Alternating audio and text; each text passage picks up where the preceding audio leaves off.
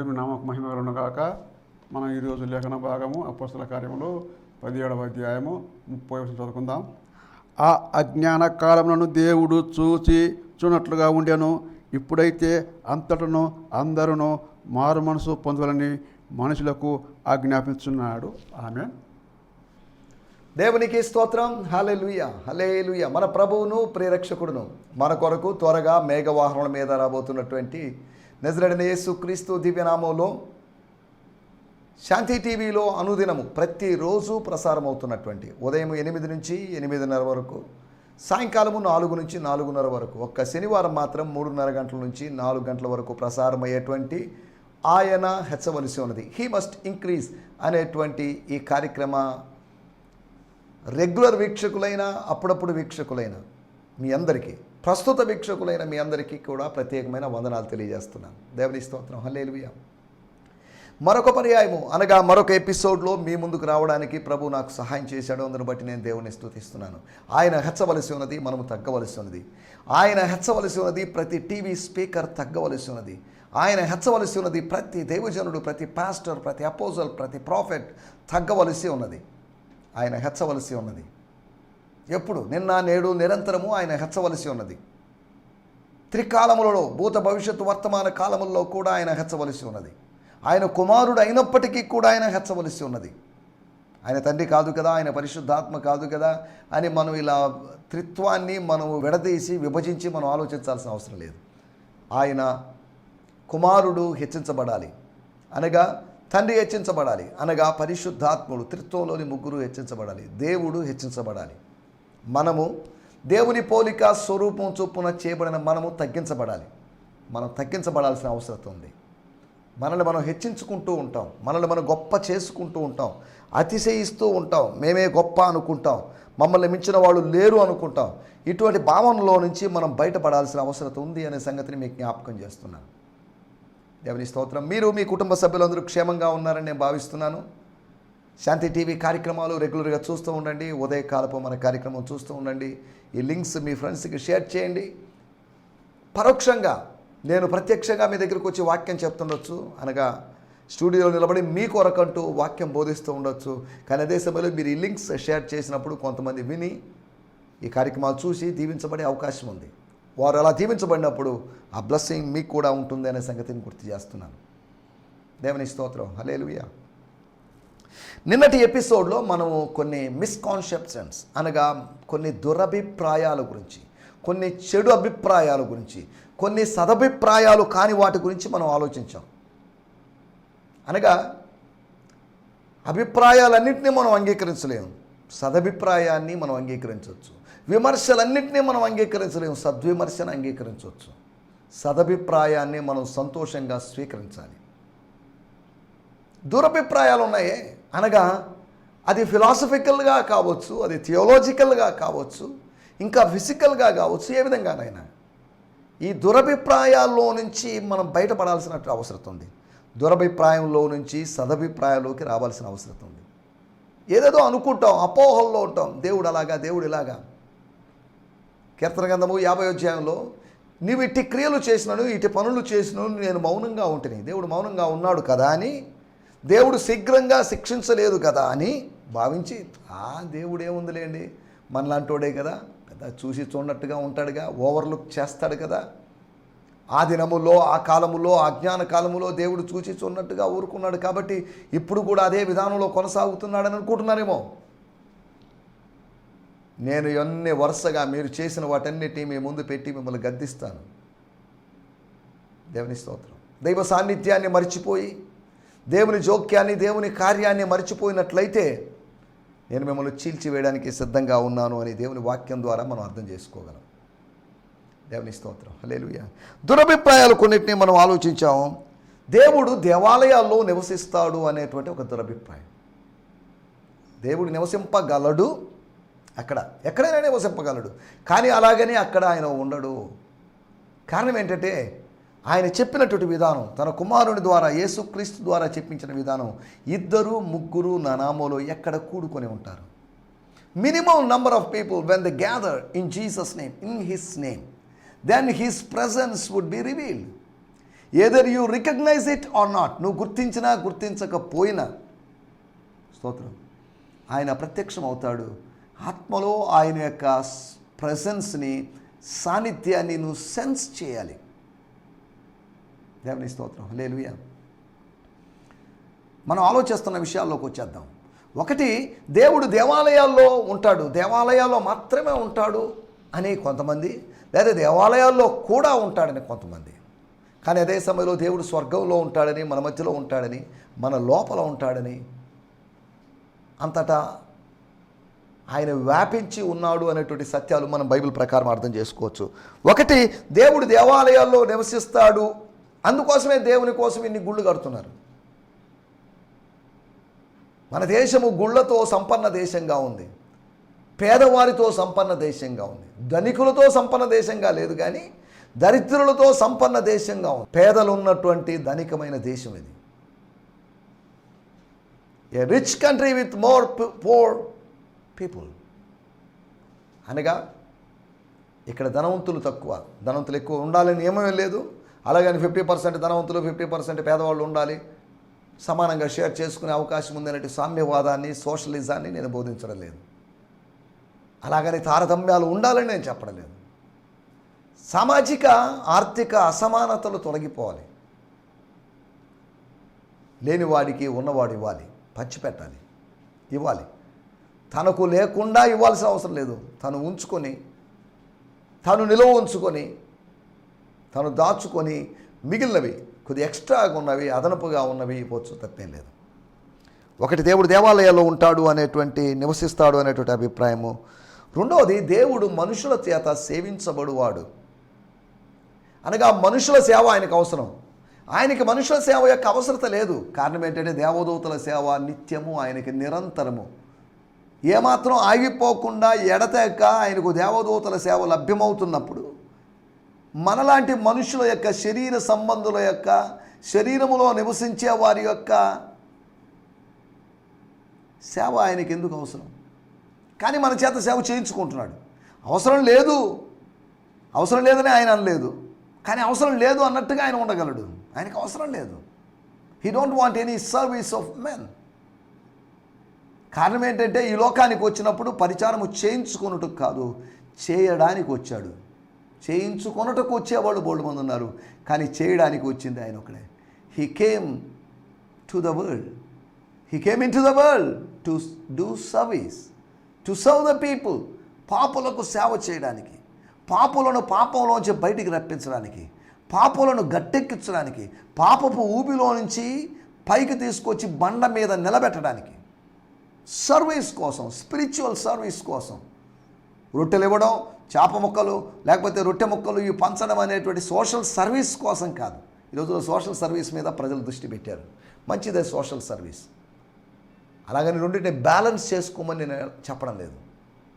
మనం మెయిన్గా పిలువబడింది, మీరు సర్వలోకానికి వెళ్ళి సర్వ సృష్టికి స్వార్థను ప్రకటించండి, సమస్త జనులను శిష్యులుగా చేయండి, బాప్తిజాలు ఇవ్వండి, వారికి నేను ఏ ఏ సంగతులను ఆజ్ఞాపించుతున్నో వాటన్నింటినీ గైకొనవలని వారికి బోధించండి.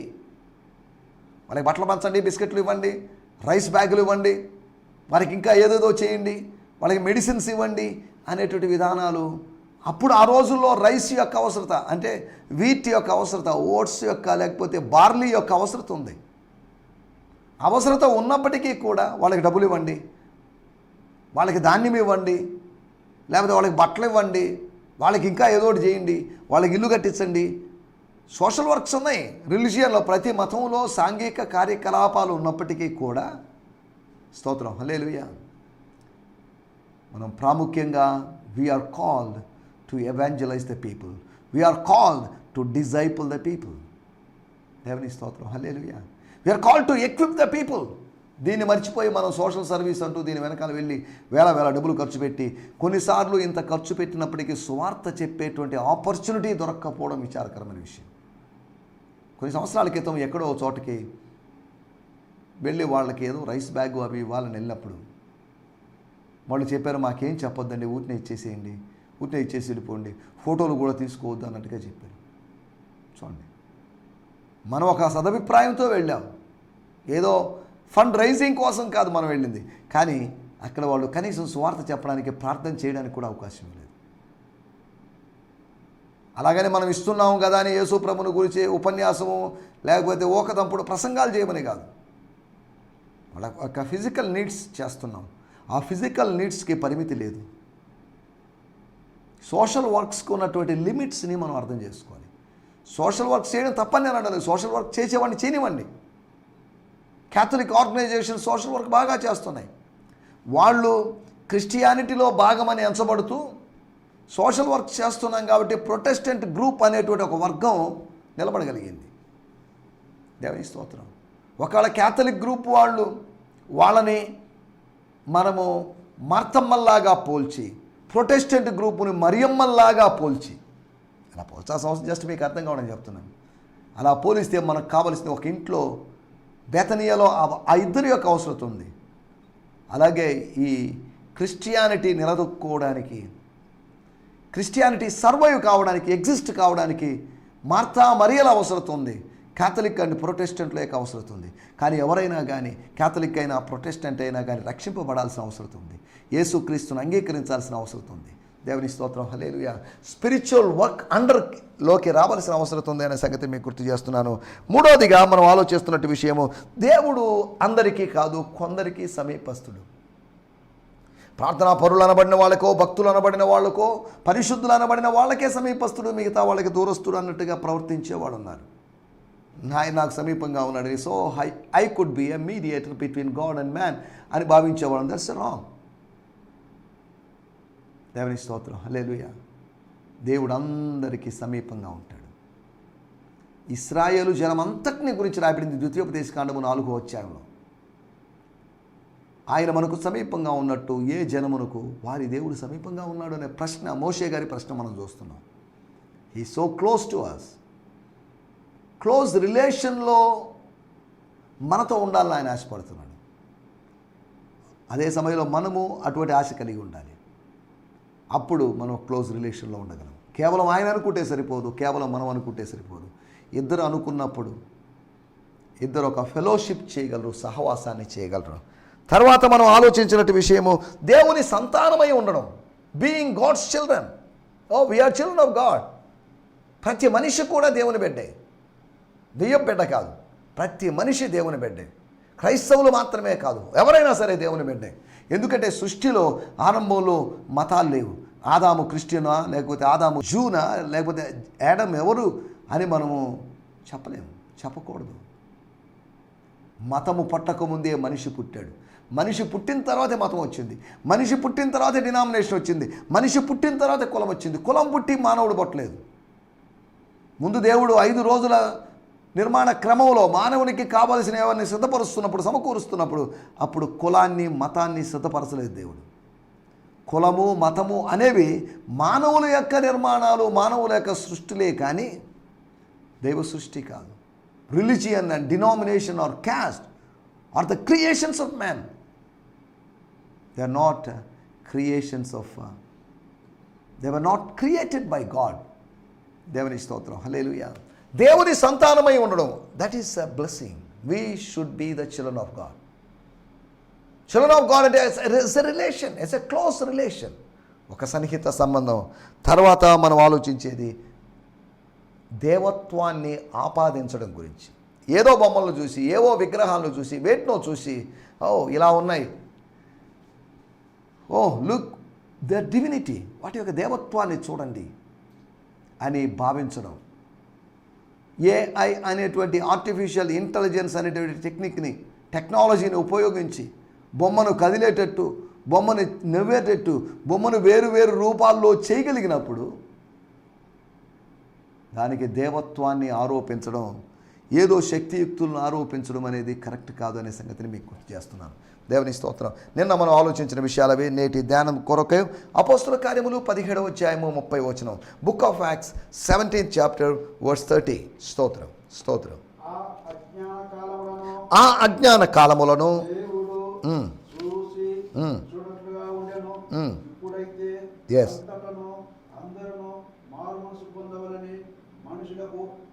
ఆజ్ఞాపిస్తున్నాడు. దేవుని స్తోత్రం, హల్లెలూయా, స్తోత్రం. వాడుక భాషలో కూడా చదువుకుందాం. దానికి ముందుగా నేను బ్రియాన్ సిమ్మన్స్ గారి తర్జుమా చదువుతాను. In the past God tolerated, ఇక్కడ రాయబడింది.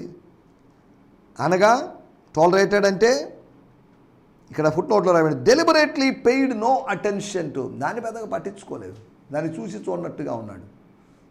స్తోత్రం. చూశాడు కానీ చూడలేదు అన్నట్టుగా ఉన్నాడు. చూడలేదు అనేటువంటి అభిప్రాయాన్ని మానవుడు కలుగు చేసినట్టుగా ఉన్నాడు. In the past God tolerated, God భరించాడు our ignorance of these things. ఇటువంటి మనం చేసాం చూసారా, బొమ్మలు నిలుపుకొని, erection of the images or idols, వీటన్నింటి గురించి ఈ అజ్ఞానాన్ని దేవుడు, ignorance of these things now, but now the time of deception has passed అవే.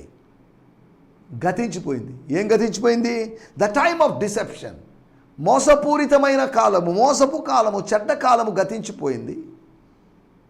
స్తోత్రం. Now this is a time beyond the time of deception. He commands us all to repent and turn to God. అందరినీ చూసి చూడనట్టుగా ఉన్నటువంటి దేవుడు, పట్టించుకోని దేవుడు, నాకెందుకులే అన్నట్టుగా ఉన్నటువంటి దేవుడు, జోక్యం చేసుకొని దేవుడు, అన్నిటినీ సహించి భరించినటువంటి దేవుడు. స్తోత్రం. అన్నిటికీ వెంటనే స్పందించినటువంటి దేవుడు, షార్ట్ టెంపర్ గాడ్ కానటువంటి దేవుడు. ఆయన ఏం చేశాడంటే, when the time of deception was over, past, he commands us, మనందరికీ, అనగా మీకు మాకు, గ్రీసు దేశస్తులైనా మీకు, లేకపోతే యూదులమైన మాకు, అందరికీ, ఎపిక్యూరియన్స్కైనా స్టోయిక్స్కైనా అందరికీ ఆయన ఆజ్ఞాపిస్తున్నాడు. he commands us all. నేను వాళ్ళకి రాజును కాదు కదా, వాళ్ళకి నాయకుడిని కాదు కదా, వాళ్ళకి సృష్టికర్తను కాదు కదా అని ఆయన భావించకుండా he commands us all. స్తోత్రం. For what? To repent and to turn from God. To God. Turn from God అని కాదు. ఏంటట? He commands us all. Everyone should repent. A denomination, they should repent. A philosopher అయినా, ఏ theologian, they should repent and turn to God. Turn towards God. అనగా దేవుని వైపు తిరగాలని.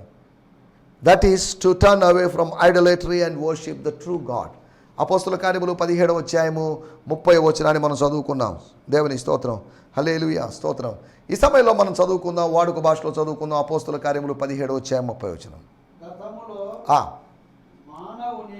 గతములో మానవుని అజ్ఞానం పట్ల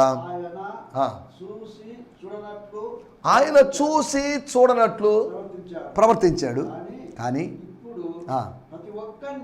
ఇప్పుడు ప్రతి ఒక్కరిని మారు మనసు పొందుమని ఆజ్ఞాపిస్తున్నాడు. Everyone should repent. ఏ భేదము లేదు, ప్రతివాడు పాపం చేస్తున్నాడు కనుక, ఏ భేదము లేదు, ప్రతివాడు పరిశుద్ధతను కోల్పోయాడు కనుక, ఏ భేదము లేదు, ప్రతివాడు దేవుడిచ్చేటి ప్రతిఫలమైనటువంటి పరిశుద్ధతను పోగొట్టుకున్నాడు కనుక, ఏ భేదము లేదు. మారు మనసు పొందాల్సిందే. మీ ఇష్టం, పొందితే పొందండి, లేకపోతే లేదని, ఖచ్చితంగా మారు మనసు పొందాల్సిందే. మనసు మారాల్సిందే, మనసాంధ్రం పొందాల్సిందే.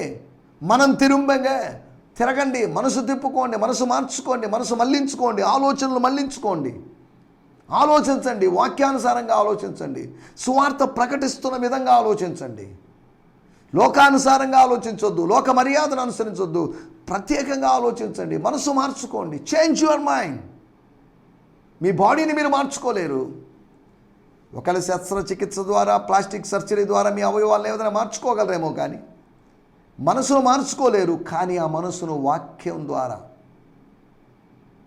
అనగా సత్యవాక్యమునకు, సువార్తకు విధేయులగుట చేత మనసును పవిత్రపరుచుకొని, మనసు మార్చుకోవడమే మనసును పవిత్రపరచుకోవడం. యేసు రక్తము చేత మనసును పవిత్రపరచుకోవడం. దేవుని స్తోత్రం, హల్లెలూయా. మన టైటిల్ ఆజ్ఞలు, కమాండ్మెంట్స్. ఆజ్ఞలేంటి? దేవుని ఆజ్ఞలేంటి? 10 ఆజ్ఞల గురించి నేను మాట్లాడడం లేదు. ఆజ్ఞలేంటి? ఈ ఆజ్ఞల గురించి మనం కొద్దిగా ఆలోచిద్దాం. దేవుని స్తోత్రం, హల్లెలూయా. 4 ప్రాముఖ్యమైన ఆజ్ఞలు. చాలా ఆజ్ఞలు ఉన్నాయి, కానీ మనకు అపోస్తల కార్యములో అక్కడక్కడ కనిపించే కొత్త నిబంధనలో కనిపించేటువంటి ఒక ప్రత్యేకమైన ఆజ్ఞలను 4 ఆజ్ఞలు మీకు జ్ఞాపకం చేస్తాను. దానికి ముందుగా ఒక మాట చదవండి. సామెతల గ్రంథము 6వ అధ్యాయము 23వ వచనం. Proverbs 6:23. సామెతల గ్రంథము 6వ అధ్యాయము 23వ వచనం. ఆజ్ఞను గురించి మనం ఆలోచించినప్పుడు ఆజ్ఞను గురించి దేవుని వాక్యం ఏం చెప్పబడిందో చూద్దాం. స్తోత్రం. ఆజ్ఞ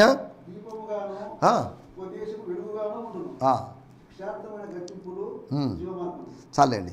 for truth is a bright beam of light.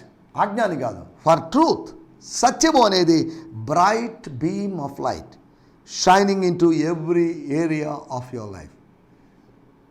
నీ జీవితం యొక్క ప్రతి కోణంలో, ప్రతి వైపుగా, ప్రతి దిశగా ఇది ప్రకాశిస్తుంది. వాక్యపు వెలుగు లేకపోతే సత్యపు వెలుగు. For the truth is a bright beam of light. దేవుని స్తోత్రం. అనగా ద ట్రూత్ అనే దానికి దగ్గర ఒక తర్జుమాలో లేకపోతే ఈ అరామిక్ తర్జుమాలో తోరా అనగా ధర్మశాస్త్రము, ధర్మశాస్త్రంలోని ఆజ్ఞ, ధర్మశాస్త్రంలోని సత్యము. ఆజ్ఞ అనేటువంటి సత్యం అది ప్రకాశించేటువంటి దేదీప్యమానమైనటువంటి కాంతి పుంజం, చీకట్లో దారి చూపించేటువంటి కాంతి పుంజం. అది నీ జీవితంలో ఆర్థిక, ఆత్మీయ, శారీరక, మానసిక రంగాల్లో, కోణాల్లో వెలుగును ప్రసరింపజేస్తుంది. దేవుని స్తోత్రం. 4 ఆజ్ఞలు నేను మీకు జ్ఞాపకం చేస్తున్నాను. మొట్టమొదటి ఆజ్ఞ మారు మనసు పొందండి అనేటువంటి ఆజ్ఞ. రిపెంట్. దేవుని స్తోత్రం. అనగా పశ్చాత్తాపపడడం, దుఃఖించడం, దైవ చిత్తానుసారమైన దుఃఖాన్ని కలిగి జీవించడం. రెండో విషయాన్ని నేను మీకు జ్ఞాపకం చేస్తాను. చదువుదాం. యోహాను సువార్త 13వ అధ్యాయము 34వ వచనం. యోహాను సువార్త 13వ అధ్యాయం 34వ వచనం. మీరు ఒకరినొకరు ప్రేమింపవలని మీకు క్రొత్త ఆజ్ఞ ఇస్తున్నాను. I'm giving a new commandment to you.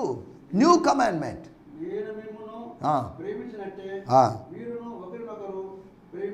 మీరు ఒకరినొకరు ప్రేమించవలను. That's a new commandment. కొత్త ఆజ్ఞ. ఏంటి కొత్త ఆజ్ఞ అంటే 11వ ఆజ్ఞ కాదు, 10 ఆజ్ఞల సారాంశమైనటువంటి ఆజ్ఞ. The essence of all the 10 commandments is the essence of this new commandment. That is the commandment to love. ప్రేమించాలి అనేటువంటి ఒక ఆజ్ఞ. ఇతరులను ప్రేమించాలి. నేను ప్రేమించినట్టుగా ప్రేమించాలి. యేసు ప్రేమించినట్లుగా ప్రేమించాలి. దేవుడు లోకమును ఎంతో ప్రేమించను. దేవుడు ప్రేమించినట్టుగా ప్రేమించాలి. యోహాను సువార్త 17వ అధ్యాయంలో యేసు లోకాన్ని ప్రేమించినట్లుగా అర్థం చేసుకోవాలి. లోకము లోకము లోకము అనే మాట కనిపిస్తుంది సుమారు 20 సార్లు వరకు. అనగా హీ లవ్స్ ద వరల్డ్. లోకములో ఉన్న వాటిని ప్రేమించాడని కాదు, లోకములో ఉన్న వారిని ప్రేమించాడు. లోకములో ఉన్న శరీరాశ, నిద్రాశ, జీవపుడంబాలను ప్రేమించాడని కాదు, లోకములో ఉన్న తన వారిని, తన జనులను ఆయన ప్రేమించాడు. దేవుని స్తోత్రం. హల్లెలూయా. రెండవ ఆజ్ఞ ప్రేమించాలి అనేటువంటి ఆజ్ఞ. మొట్టమొదటి ఆజ్ఞ మారు మనసు పొందాలని, పరివర్తన పొందాలని, ఆంతర్యములో పరివర్తన తెచ్చుకోవాలనేది మొట్టమొదటి ఆజ్ఞ అయితే, రెండవ ఆజ్ఞ ప్రేమించాలి అనేటువంటి ఆజ్ఞ. మూడవ ఆజ్ఞ అపోస్తల కార్యములు 1వ అధ్యాయము 4వ వచనం. వారిని కలుసుకొని, అపోస్తలులు కలుసుకొని, శిష్యులను కలుసుకొని గలిలయ కొండ మీద ఉన్నటువంటి వారి కోసం ఆయన నిర్ణయించిన స్థలానికి వచ్చిన వారితో సుమారు 500 మంది పైగా జనులతో ఇలాగూ సెలవిచ్చను అని కాదు, ఇలాగూ చెప్పెను అని కాదు, ఇలాగూ బతిమలాడుకోనని కాదు, ఇలాగూ ఆజ్ఞాపించను. He commanded something. మీరు యెరూషలేములో నుంచి వెళ్ళక, యెరూషలేము అనేటువంటి పరిశుద్ధ పట్టణాన్ని విడిచిపెట్టక, మహారాజు పట్టణము, దావీదు పట్టణం అని చెప్పబడిన పట్టణాన్ని విడిచి వెళ్ళక, ఎస్ కనిపెట్టండి. Wait or tarry. దేనికోసం? డబ్బులు వస్తాయనో, జబ్బు బాగవుతుందో కానే కాదు. దేనికోసం? Wait. Why? To receive something from the Lord, from haven.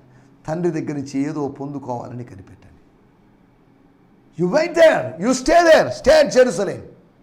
ఎక్కడికి వెళ్ళొద్దు, తిరగొద్దు. ఈ అనుభవం పొందేంత వరకు, నేను వాగ్దానము చేసింది, the promise of the father, నా తండ్రి యొక్క వాగ్దానం మీరు పొందేంత వరకు, అనుభవించేంత వరకు, దాన్ని రుచించేంత వరకు, దాన్ని ఎంజాయ్ చేసేంత వరకు, దాని చేత కప్పబడేంత వరకు వెయిట్ చేయండి. వాళ్ళు 9 రోజులు వెయిట్ చేశారు.